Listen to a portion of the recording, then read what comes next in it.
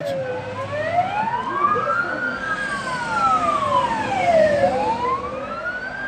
çık. Hemen araya.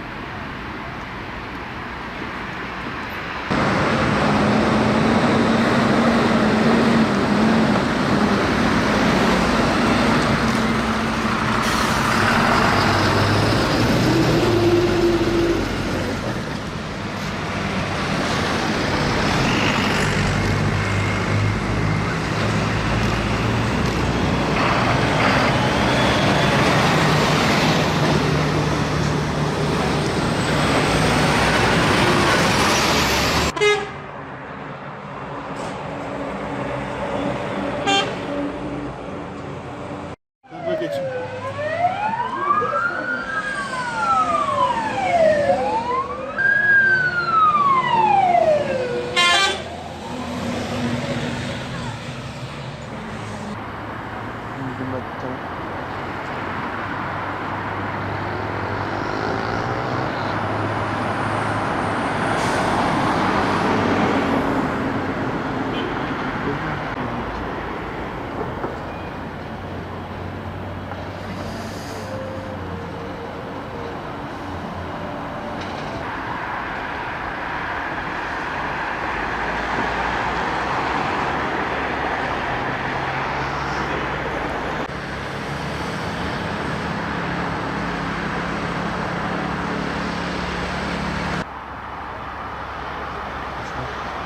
Öylesine saklı.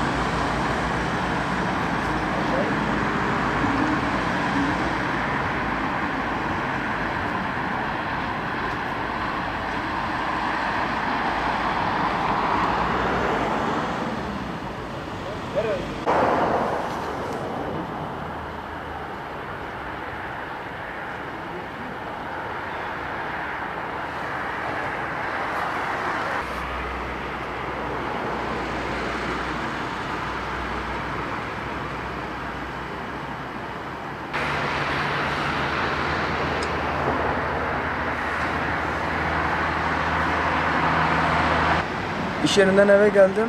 Daha oturmadan büyük bir patlama sesi geldi. Hepimiz çok korktuk. Zaten camdan dışarıya baktığımızda neyin ne olduğunu anladık. Seyir halindeki bütün araçlar durmuştu.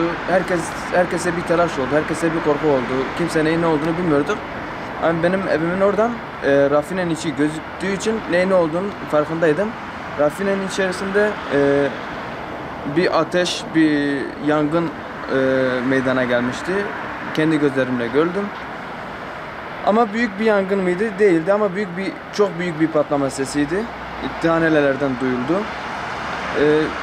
4-5 itfaiye aracı içeri girdi. Tekrardan ateşe müdahale etmeden geri çıktılar. Çünkü zaten itfaiye ekipleri gelene kadar ateş etkisiz hale getirilmişti.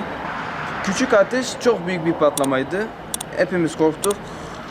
Öyle diyeyim size.